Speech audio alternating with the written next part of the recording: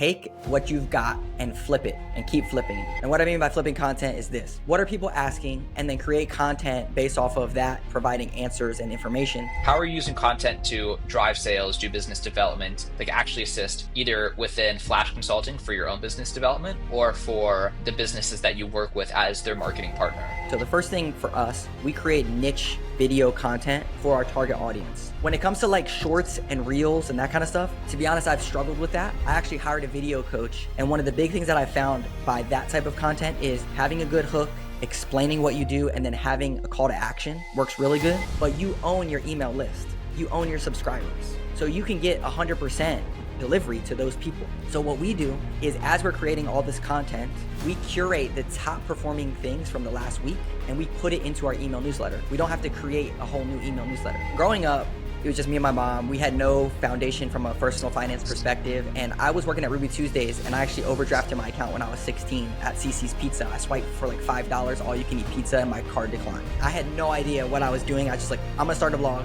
I was reading other personal finance blogs, and I'm like, I'm gonna start a blog and just share stuff. Like, I probably had like 5 people reach out and say, I got out of 6 figures in debt because of you. And I'm like, dude, you can't even pay me enough to like make that impact on someone's life that I am motivated to do this.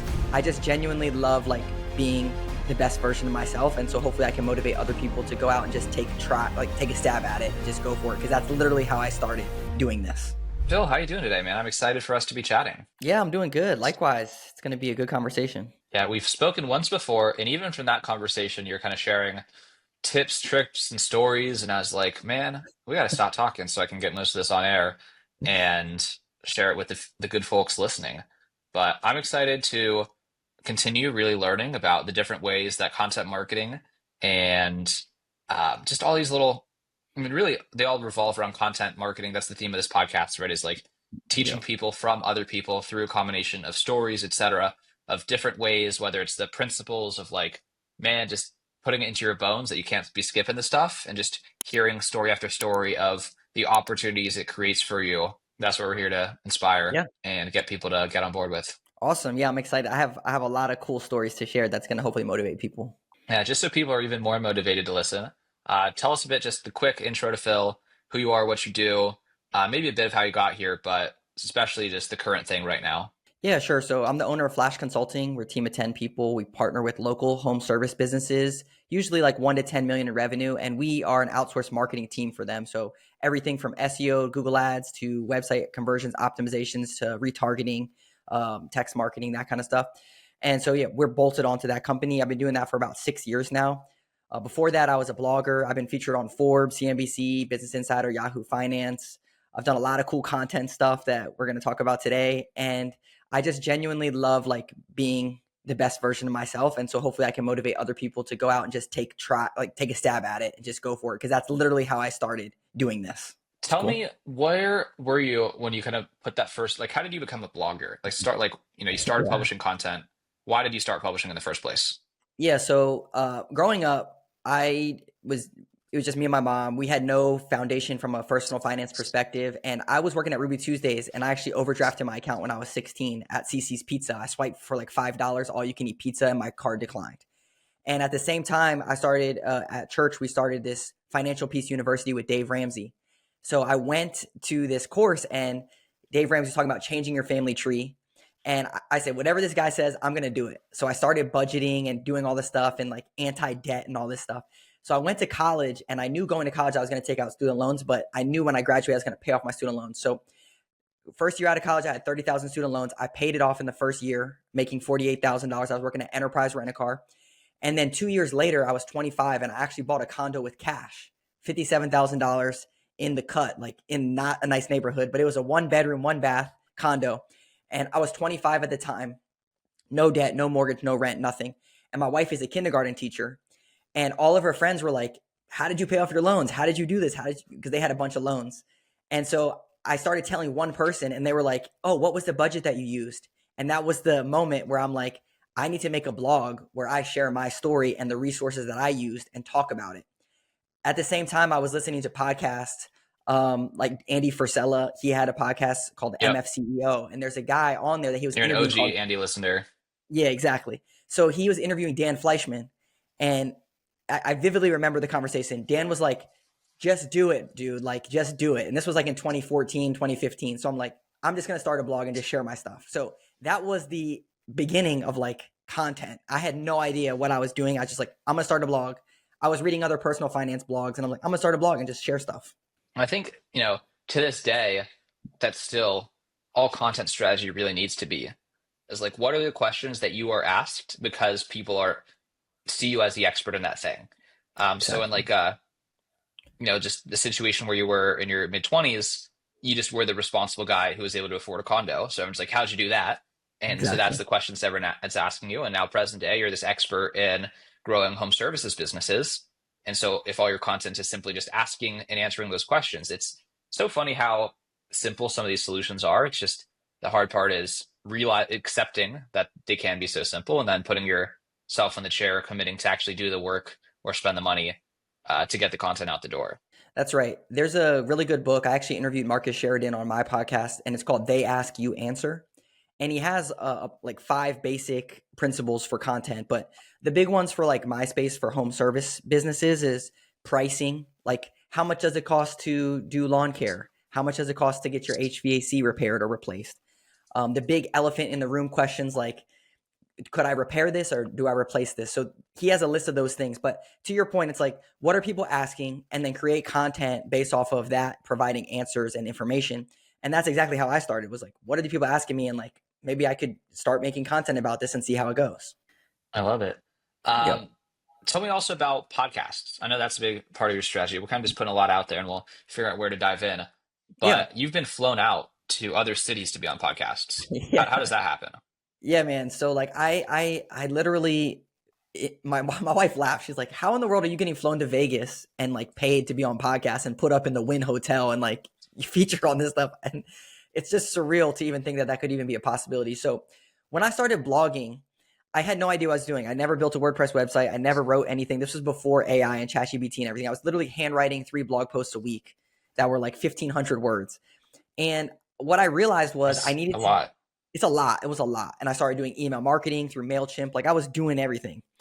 And what I realized was like, I need to get traffic to my website. So I started just sharing, all my content on social media. And naturally people would be like, hey, you should go on this podcast and talk about your story. Like I paid off my loans, bought my condo, blah, blah, blah. So I started podcasting in 2015.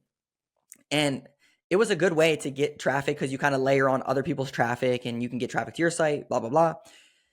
Well, what happened was, as far as getting flown out, currently with my marketing company, I'm in Facebook groups where I literally go in, to your point, and I answer people's questions in these Facebook groups. So one of them that Yep. I'm in is a CRM for the trades. It's called Jobber. And in this group, it's a bunch of business owners and they all ask questions about marketing, finances, whatever.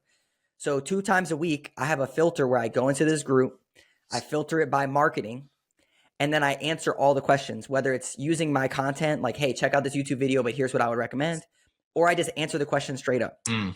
So I started this process a year, maybe 2 years ago. I started just going into all of the CRM Facebook groups.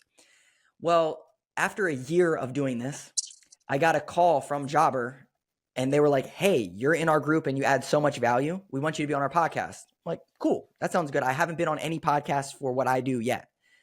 And they're like, well, let me tell you about the compensation package. And I'm like, tell me about it. It sounds great. And they're like, Yep. well, we record these in person and we're going to pay you and fly you out. And I'm like, okay, yeah, great. So they flew me out.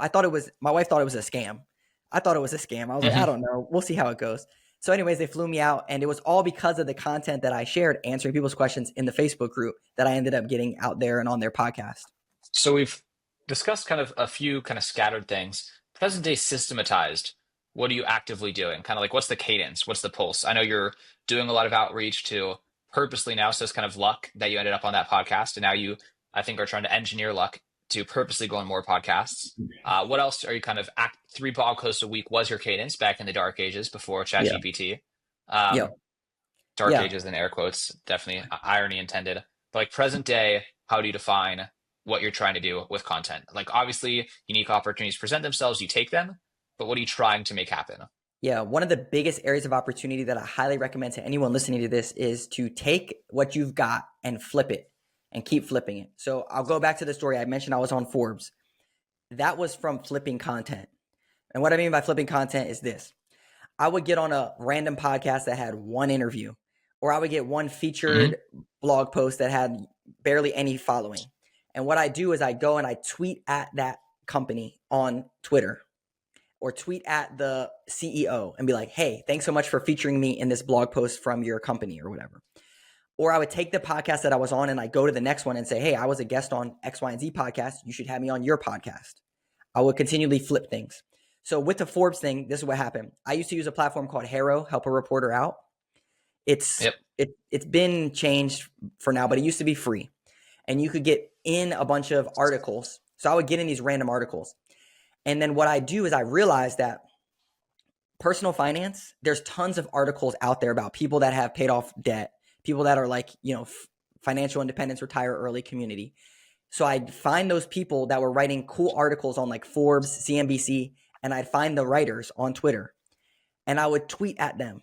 And I say, hey, I saw this article that you wrote. Awesome article. If you're looking for another evergreen story that has a really cool twist to it, I'm your guy. Let's talk. I'll be a featured article for you. So I'm bringing them an awesome story. Then they would reach back out. Like I would do this over and over. Probably like I would reach out to maybe like 10 people a week like this. And Okay. then they would That's they not would reach crazy. out. That's man. Anyone can find time to do that. Exactly. Then they would reach back out to me. And then when I got on, so I got on CNBC and like CNBC Make It or whatever, I got an article. Then what As I like did a was YouTube interview or TV or this one was just a blog feature. Like they wrote an article solid. about me. Then what I did was I took that blog article and then I went to our local news stations. I went to their website. So like, WSA 9 or whatever it is. And I found all the anchors that are looking for stories in the local community. And I did the same thing. I tweeted at them. I emailed them and was like, hey, a local guy was featured in CNBC. You should do an article about this. Mm-hmm. Then they would say, Yep. someone said, hey, why don't you come in and talk about your student loan journey on a live broadcast on Saturday morning? So then I went in there.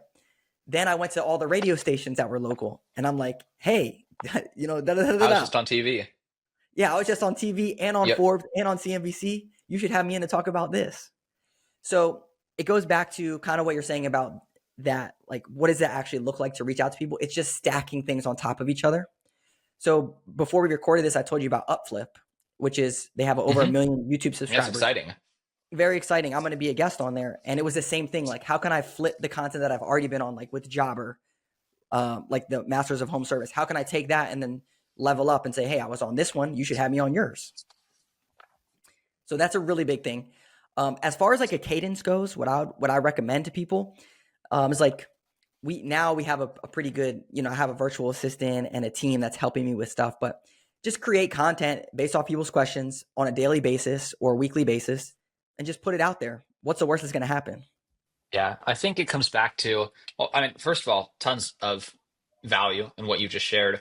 I think the word I would use is just social proof, right? Just people don't appreciate how far you can take a little bit of social proof, especially when you're not trying to, one thing you're not trying to, I think just people try to skip steps, right? You're not saying like, oh, I was on, there's an article about me in this one small thing, and you're trying to take that to Joe Rogan and say, Joe Rogan, I was on, this local radio station. Why don't you interview me? You're taking it exactly one notch up, like roughly, like, hey, I was on your blog. Maybe I can come on your podcast. Oh, I was on this podcast of your slightly smaller but still relevant competitor. Maybe I can come on your podcast. And it's just, you're very like patient and gradual with the journey, like still making so that over a 5-month period, over a 10-step period, you've made a massive step only by having Exactly. like condensed it into the steps in the in between.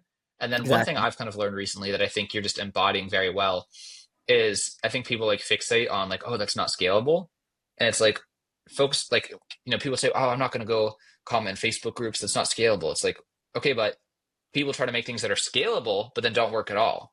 Right? It's like it's scalable to Yep. publish a YouTube video, but if you've not validated that it's useful for anyone, it's like infinitely useless. Sure, it's like infinite, but it's infinitely useless. Whereas like, okay, I know for a matter of fact, worst case scenario, I've helped this one person. I know for a fact I've helped one person, or the 5 people who are engaged with this thread. And so I don't know, those are my two thoughts. But Yeah. it's an awesome story, and it sounds like you're still your strategy hasn't changed. You're just further along, and Yeah. you just have bigger flips. Yeah. So plot twist on this. I was working a corporate job doing the blog, and I decided that I Yep. was going to quit my corporate job, and I was going to go and do my blog full time. And blogging full time to me meant I'm going to create the life that I want to live, not the life that I have to live. And I decided that I was going to buy a school bus and make a tiny home and travel around the country with my dog and just do hikes and reach out to news outlets all across the country and do interviews as I came through their city while I was hiking. So I just started documenting everything I was doing, and I quit my job. I traveled around the country, and then my goal was when I came back, I was going to do speaking engagements and like create a course and this kind of stuff. It didn't fully pan out properly, like the way that I thought that it would. But from 2015 to 2019, I created content and I made a culmination of probably $3,000 over that time. Nothing Okay. crazy, right? Like $1,000 a year. When I got back from that trip, when I was traveling, one of my clients from Enterprise before was an air duct cleaning company. And he said, "Hey, maybe you could come and work with me and be my director of business development." When I went there and I Mm. worked with him in the first year, all my worlds collided. My digital marketing experience, my ability to get PR, my sales experience from Enterprise. And within the first year, we took his business from 3 million to 4 million in revenue, from 300,000 to 900,000 in profit. And he actually pushed me out and said, "You need to go help businesses do this."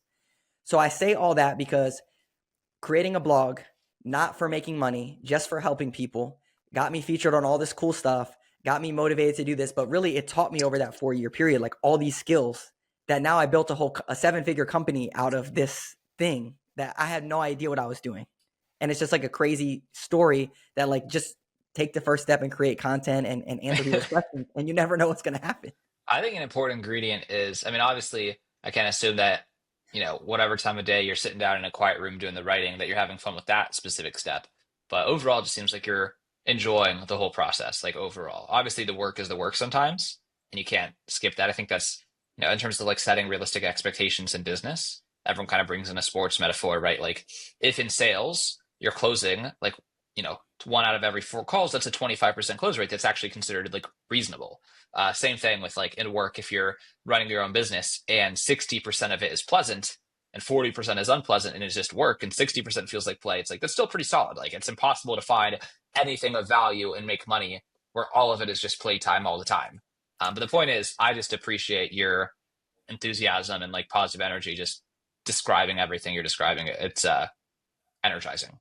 Yeah, I appreciate that. And I'll give you one other pro tip for content creation that we've executed. And this is actually a Gary Vee strategy that I was like, dude, we got to do this. So Gary Vee talks about a lot about documenting your process, like documenting every single day, whatever you're doing, and then using that as your content. So what I do is every prospect meeting that I'm on or internal meeting, I record it. And I record it using Riverside. And on Riverside, I only record me. I don't record them because then I have to get their permission to record them. So I just record whatever I'm saying. Every single meeting then gets transcripted out. And now I have all this content that I can easily just cut down, take the transcripts, turn it into social content. And I have unlimited content that I could share answering people's questions over and over. I might just need to record like a quick hook, like what are we even talking about? But it's documenting all the stuff that I'm already saying and then just sharing it content wise. I don't have to like think about it. It's already things like you asked me a question, I just answered it, and then now I have a bunch of content. Yeah, you know that it went super viral however many weeks ago, the necklace called like friends.ai. Did you see that?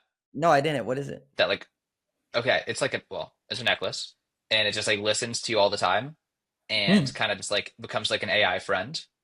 Okay. But it's kind of cringe. But the point is, you can make one that's like marketer and it's the Yeah. necklace and then it just makes your content for you. Instead of being like a cringe AI friend, it's just like a marketing assistant that you wear as a necklace that's capturing you constantly and turning it into social posts. Yeah. So not to get too nerdy on this, but some real tactical stuff because it sounds Dude, like you we're like here that. for it. Cool. So That's right. what we do is all right. So we take those questions that we just put that I just told you about. Then we can turn them into blog posts with ChatGPT from the transcripts. So we can take the transcript and then create a blog post. We can create a long form video off of it. And then what Hmm. we do is we use ChatGPT. We made my GPT, and you pump it with Yep. all your content. So you pump that thing with all the content that you've ever said or created. So basically, now you have a mini avatar that you could ask it a question based off frequently asked questions and get responses out that sound like me, whatever I would say. Yep. So you almost have an infinite content loop based off of the things that you're saying on your daily basis that then you can ask this thing to answer. I think we've covered a lot of good ground in terms of like kind of just fun, random benefits of content, if you will. Like it's great to have it be a real thing to say, like, Flash Consulting founded by someone featured on Forbes and all those big signals are great. What Yeah. else are you doing for content specifically? I don't want to say in the more short term, because those are kind of just long-term benefits. How are Yeah. you using content to drive sales, do business development, like actually assist either within Flash Consulting for your own business development Yeah. or for the businesses that you work with as their marketing partner? Yeah, I'll give you a couple of strategies here. I'll talk about us first. We're more B2B. Obviously, we work with other Hmm. businesses, but I'll give you some other ones that we do for clients. So the first thing for us, we create niche video content for our target audience. So it would be like how to run Google Ads for an electrical contracting business. So we'd make a video specifically for that. YouTube, we might have 1,000 subscribers. They're not all going to want to see that. But I know that YouTube's the number 2 search engine in the world. And if we create that type of content, it's going to do well. So we get a lot of views. Like we have a marketing game plan for carpet cleaning companies that has Yeah, over so it's 10,000 10,000 views. views. It's Yeah. crazy.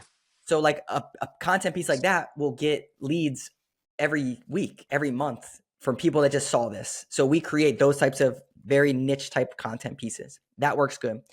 When it comes to like shorts and reels and that kind of stuff, to be honest, I've struggled with that. I actually hired a video coach. And one of the big things that I found by that type of content is having a good hook, explaining what you do, and then having a call to action works really good. So that's kind of like on our end from a content perspective. Those long form YouTube videos that are optimized for the niche, we turn those into blog posts as well. And then we also Hmm. have a newsletter, an email newsletter that goes out. So we're kind of curating all of our stuff in that. As far as our clients go, some of the really good content pieces for them are surprisingly like blog posts. So like pricing guides on how much does lawn care cost in this area and what are the different factors on that. Also, like if one of their competitors goes out of business, we create a blog. So a good example, I'll give you a real example. There's a basement waterproofing company. They had a big competitor that went out of business. So we created a blog post about such and such business out of business question mark. And then in that blog, it says, this company went out of business. You probably had a service contract with them. We're going to take over that service contract for you, and we'll make sure that your basement is leak proof. And when it rained the next time, they literally got like 5 leads just from that blog content because everyone was searching for this company, but they couldn't find it. And then they're like, are they out of business? And they found our blog post. I mean, just that exactly. You're just proactively answering again, same thing, same strategy. Yep. There's different purchasing journeys depending on the type of business, and there's different people at different levels of maturity and different stages of the funnel, and there's just content to speak to each of them. Yeah, The game's exactly. just doing it. The strategy, once you see it, is actually just so simple it's frustrating. The hard part's Yeah. just actually doing it. Yeah, and I'll give you a cherry on top. And this was a big unlock for me and our company, to be honest. So when I was blogging, I used to create all these blog posts and I would create social content. But I knew that having an email newsletter that would go out is really important because if you share something on Facebook and you have 1,000 people, they might only show it to 10 people or they might show it to 1 million people. Who knows? But you own your email list. You own your subscribers, Hmm. like that are subscribed to your email list. So you can get 100% delivery to those people. So what we do is as we're creating all this content, we curate the top performing things from the last week and we put it into our email newsletter. We don't have to create a whole new email newsletter. We say, okay, what podcast was the best? What YouTube video was the best? What review did we get? What is the call to action? And we put that all into an email newsletter and we send it to people. Then we don't have to try to create all this stuff. But the reason that it's a big unlock is because now you have direct access to all these people. And it's not just like, the Google gods or the Facebook gods or the LinkedIn gods saying, hey, here you go. It's actually your people getting your stuff. And then you can have a direct relationship with them. Yeah. We call them the YouTube gods, LinkedIn gods, etc. They're really the devil, the LinkedIn devil, the Facebook devil. I mean, they Yeah. give and they take, right? They give and they take. Yeah. They're not purely one way or the other. The overlords maybe is a better one. Yes. Maybe that's slightly more neutral. It's so funny. You don't want to be argumentative on a sales call. That's generally not like the way to win the hearts and minds. But I had a sales call with this woman the other day, and she was saying, my LinkedIn strategy is this, and it's really good, and my Facebook is this, and it's good, and I want the newsletter to kind of be yet again this other thing. And she's a really good marketer, so I don't want to Mm. like, who am Yeah, I? But it's somewhat ego to kind of say like that people just what you don't hit a big percentage of your audience. Like a post goes out unless it goes viral, like only a exactly. small percentage of those people are going to get any impressions on it. And even if the people you did and they read it and they read it again, if it's good, they can read it twice and it's still good, right? It's like Yeah. we don't need to do anything besides play the hits. And she's like, well, I want this to be like this exclusive thing where the people. I'm like, I just don't think people care that much to like, and like the probability that the same people are deeply engaged on all three platforms. If it's good content, it's good content. You kind of rotate it out. But I thought that was interesting. So it's good to hear from you. That's reassuring that like your email strategy sounds like it's working quite well, and it's not anything beyond what you're already. It's just repurposing what you're already doing in one other place. Exactly. You just said it best. Like, what are your greatest hits? Put that together and send it to them, and you can reuse stuff. Another really big thing, and this is very funny. When I was doing the blog, I told you I only made like $3,000 over 4 years, and I was trying to do affiliate marketing. I was trying to do all this stuff. Mm-hmm. Now we just naturally just do affiliate partnerships with brands that we already recommend, and we probably make like $4,000 a month just from affiliate stuff. So it's Yep. like it, and this is 10 years later from when I first started doing this. So it's like all these skills and things, they're going to build on top of each other. But when you have an email newsletter and you just randomly, naturally just recommend things, there's opportunities to get affiliates out of that and then help people and then make money from it. I mean, I've spent thousands of dollars of affiliate commissions as the person making the payouts to people who recommend us and their products and services in their newsletters. Because Yeah, it's like, oh, you're reading a newsletter. What if you got your own newsletter? And then they promote us as a vendor and on a exactly. commission basis, and it works really well because like, oh, it just is relevant. So it's funny, man. These a lot of different archetypes listen to this podcast. A lot of them are business owners. A lot of them are in marketing roles, and a lot of them are just interested in business and entrepreneurship generally. And I think just the takeaway I want all of them to have is like, don't overlook content. And then just in terms of like the younger crowd that's kind of just in that uncertainty and like their career development in general, it's like don't, you just have to have a lot of trust in the long game of like, if you're doing something, just making things happen, just having more collisions with the universe and trying to like just exert things into the universe.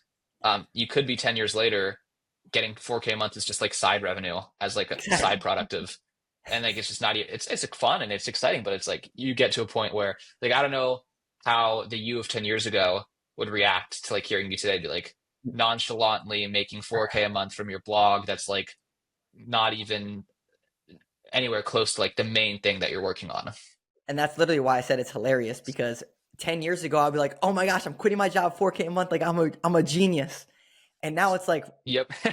it's like, I have this newsletter and I know I can do affiliate stuff in here. And like, yeah, I'm making some money off this, but like, it's not like my main focus, but it's working where 10 years ago, it was like, that was what I was trying to do. Also for people that are just starting out, like you hear this all the time as this whole imposter syndrome, or like people look at you and be like, who is this guy? Why are you talking about, money and your personal finance and stuff? And it's like, it was a little scary for me at first because I'm sharing my personal story and like, I'm debt free and I'm sharing this and like, oh, this guy's gloating about this, or like, why are you debt free? You should never be debt free. You should never pay off your home. You should use that to invest, right? You get very combative and it's a little insecurity. But for me, it was the social proof of like people were having me on their podcast, people were featuring me in their stuff. So, and I can't tell you out of that experience of blogging how many people reached out to me. Like I probably had like 5 people reach out and say, I got out of 6 figures in debt because of you. And I'm like, dude, you can't even pay me enough to like make that impact on someone's life that I am motivated to do this. So I think there's there's benefits to making content that's like, yeah, I want to make sales out of it, but also just the general impact that you can make by creating content is great. Yeah, it's you get one or two of those and you're just hooked, right? One Yeah. or two of those stories of like all I did was just like sit down and write for an hour and someone tells me this like tremendous impact I've had on them. That's crazy. Yeah. Like on our YouTube channel, we have maybe close to 1,000 subscribers. I was on a call 3 months ago. This guy gets on the call. You would have thought he met Taylor Swift. He's like, "Oh my gosh, Phil. Oh my gosh, you're amazing." And I'm like, "Dude, what's going on?" He's like, "I've been watching your videos for the past year. You've helped me grow my business over 6 figures, like all this stuff."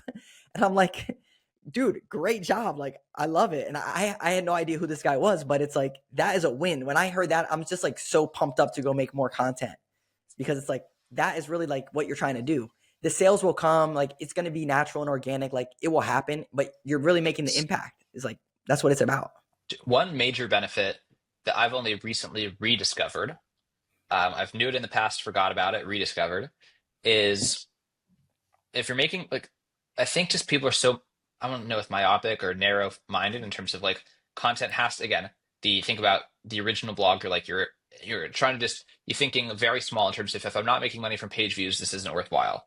Or like if YouTube, I'm not Yeah. monetized on YouTube, this isn't worthwhile. One impact I've seen, I've had a string of, much more effective sales calls recently, just because in the process of making content, I've become more eloquent. I've had to explain, like, making the content forces me to face the reality of like, am I explaining these core ideas in a straightforward, easy to understand way? And so Mm. having gone through that to make content, then all of a sudden I'm on sales calls making these metaphors and analogies and Yeah. stories and, well, ABC, three-step formula, and everyone's like, oh, cool. Where do I sign up? And so it's just, Mm. even if it's you're publishing into the void and no one's looking at it, you've become a different person from doing it. So now, for example, like again, looking at your channel, you have the next time someone comes to you and wants to do carpet cleaning marketing, you're going to just like absolutely crush that sales call and blow their minds. And they're going to be like, you are, even if they don't even know who you are, never seen your YouTube channel, you're just going to have that script nailed because you've gone through the process of thinking through the ideas in advance.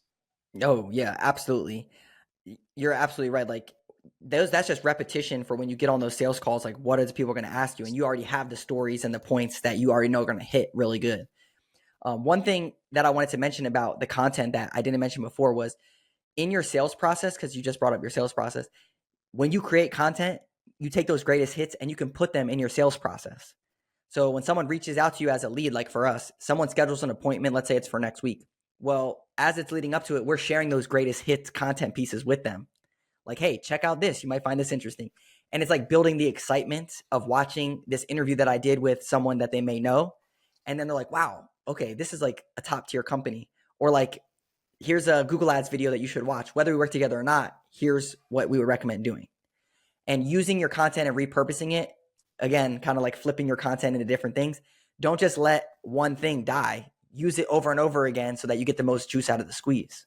Exactly. Like if, especially as you, like you are really in a, again, every industry is big and small in some ways.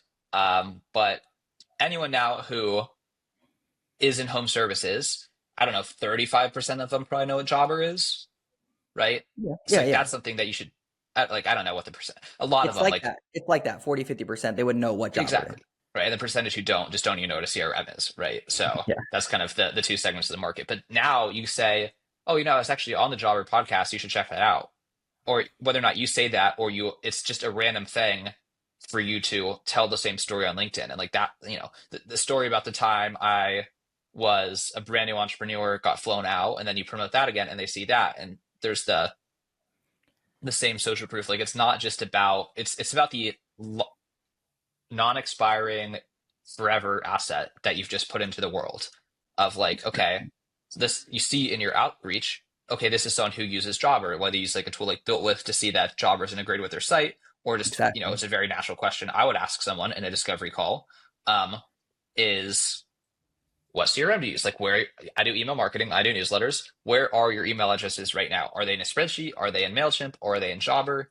And then you ask that question, like, oh, that's fun. Yeah, Jobber is a good company. I'm actually know a couple of guys there when they had me on their podcast. And it's not like a humble brag. It's just like a relevant thing to mention. And you send it to that person and you're just immediately, you're not Taylor Swift, but you're like Taylor Swift in your industry, like you said. And they just Yeah. suddenly want to work with you because they're like, oh, this is cool. It's exclusive. Exactly. And when you talk about creating content, when I first started creating, I had a corporate job. I was selling B2B fleet management services to CEOs of like $1 to $10 million businesses. And when I would sit down with them, I would sit down with them and say, "Hey, what are y'all doing for marketing?" I was actually just featured in Forbes for the marketing stuff that I'm doing, and it had nothing to do with what I was actually selling. but it Yeah, was just another it thing just that's like, sounded really good. dude, this guy was just on Forbes. What? I need to listen to this guy. Like he's a mover and a shaker. And to your point, it's like it might tie in, it might not, but it's just instant credibility to whatever you're doing. Like this mug right here for Jobber is the mug that I had when I was recording with them. And so then I just like, yeah, I was on Jobber, I was on this, that, and it builds that credibility of things for sure. It's really important. Man, trying to think if there's any rapid fire questions before we let you go here, but this has been excellent. One question I'm always curious about, there's reflection's a powerful tool. Like, they say we don't learn from experience, we learn from reflecting on experience. And we've talked a lot about just why you're super glad at these things that you're doing at the beginning of your journey. What are some more recent learnings? It could be a lesson you feel like you learned like this week, this month, or this year. So not like stuff I wish I knew on day one, because I think the answer there is kind of like, I mean, there's probably something interesting there, if it comes up to mind. But there's a lot of different things to have jogged some thoughts there. So anything you feel like related to your own marketing or just any other kind of key business life lesson from Yeah. this year, 2024, we're like, Yeah. this is a great thing. Yeah. I'll give you one for each year, month, and then week even. So for the year, He's um, loaded up. yeah, for the year. So it was literally last October that I was on the Jobber podcast. And I hadn't been on a podcast for what I do before that point. So I knew I was on podcasts when I used to do my blog and all this stuff. I've been on the news, but I was never in a Talking podcast about for this. personal finance, talking about Yeah. debt, exactly, but not So when I got marketing for home services businesses. exactly. So when I went on this podcast and the episode came out, I probably got 20 leads and I closed like 2 of them. So I'm like, well, that was easy. Let me go be on more podcasts. So I started just reaching out to a bunch of podcasts. And what I realized is it's really easy to get on podcasts when you have a podcast to have people on. So that Yeah, was the within swap. this year. You get the swap. So within this year, I started my own podcast. Then I could reach out to people and have them on my show. I could be on their show. It just works really nicely, and it's great. So that's the first thing for the year. For the month, more business kind of thing. There's a really good book called "Buy Back Your Time" by Dan Martell, and I had read this book probably 3 or 4 times now. And his number one replacement ladder rung to buy back your time is to hire someone that helps you with admin stuff. So it's been more than a month, but maybe like she's been with us for like 3 or 4 months. We hired an admin assistant for the company, and it's just been like a game changer for freeing me up to do a lot of stuff. So that's been something that's been awesome. The way you can take that away is like if you're a business owner and you know that you should be reaching out to podcasts or you know that you should be doing X, Y, and Z, like the stuff that I'm talking about, you don't have to be the one to figure it out. Like who, not how. Hire someone and then they can 100%. do it for you. And then within the last week, that videographer coach that I hired is you got to have good hooks. For YouTube Shorts. Yeah, for YouTube Shorts, like try to focus on getting some good hooks in there that's going to tie in the audience. That's been something that's really been helpful for us, and we've seen an impact on our content for sure. I like it. 3 really solid tips back to back to back. That's interesting. The podcast swaps is an outreach tool because it's an asset, right? It's like, well, why should you come on when I'm pitching to someone else, I'm always like, I, see myself, I'm successful, this business is great. I have a lot of interesting stories. I'm a good speaker, but still like, why choose me over anyone else? But for them, it's like, well, you get to come on a podcast too. It's like, okay, well, sure. And Yeah, it just, I don't exactly. know. That's like a big hack right there. That's like game Yeah, over. And to your point, you really, since we last spoke, added like everything's like I almost think about like Reddit, like upvotes, downvotes. Like you yeah, have a list of projects, and then information comes in your minds that kind of reprioritizes them. Upvote for that, downvote for that. In terms of like, I know again, we both read the book. It was on your list about hiring an assistant. You read it again based on some new information that you've learned. It bumped up, and finally you crossed it to the tier of actually doing it. It's like that's somewhere in the middle of like my mental queue of backlogs. Then speaking to you and hearing like you talk about it last time, like bumped it up. I've got like a job description half written out, 80% written out. So I plan to get it up soon. But just was mentioning how well newsletter affiliates are working for us in terms of strategies. And I just have it. I'm like, okay, this guy has this type of audience with this many leads, or sorry, this many subscribers. This is why it's a good deal for him. This is our case study, right? I'm going to make up numbers here. But hey, yeah, we partnered with this newsletter that has 50,000 subscribers in this niche. In 1 month of putting us in some unsold ad space, it's booked 40 calls. I've closed 20% of them. This is the commission that we're giving. Do you want to make an extra X thousand dollars per month without doing anything? Um, I just haven't like I've got the whole playbook and I just literally need to like give it to a smart person to go like build the lead list, which I'll tell them how to build and write the campaigns and do the outreach. And that's been like on my mind for 6 weeks now. And then now this podcast swap thing, no brainer, right? I'm sure I could ask you for like, well, I don't even have to ask you for it. I can look Yeah. at the outreach message that you put into me when we first started our conversation, read that and be like, all right, come up with something similar to this. Here's how you do it. And then I've got S- two massively powerful marketing things started the next week that should be able to pay for this person's salary with like 3 to 4 deals that come from it. Exactly. So I'll give you our podcast swap game Bill's the plan. So mastermind. basically, what we do is the guests that have been on my show, we go and we look at all the other shows that they've been on. So like Yep. when you Our come on main my man, show, Ken. yeah, Ken, exactly. So I'll go and see all the podcasts Ken's been on.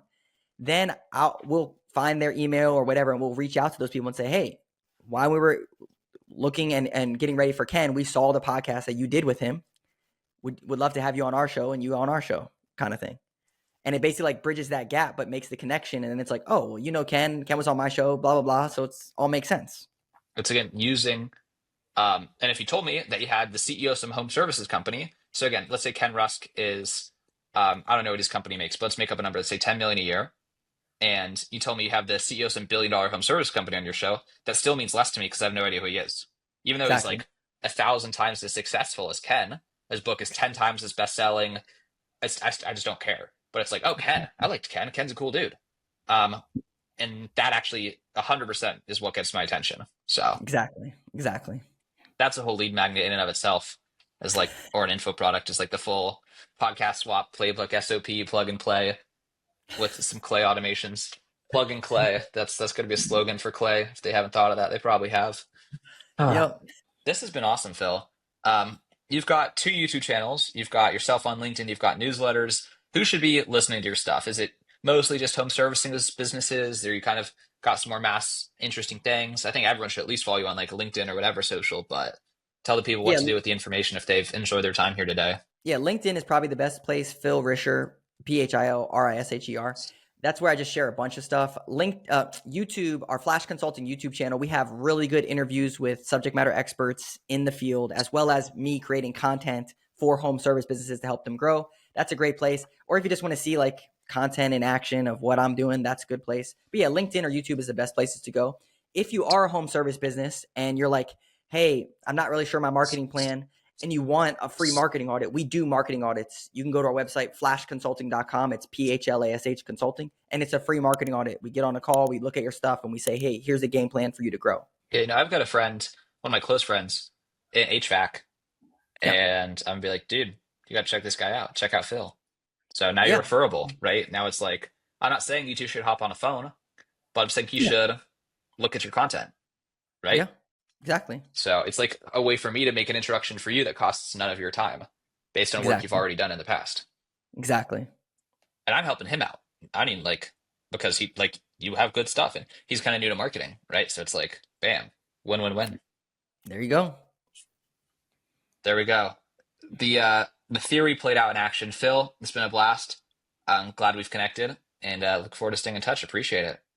Yeah, man. Likewise. Thanks for the conversation.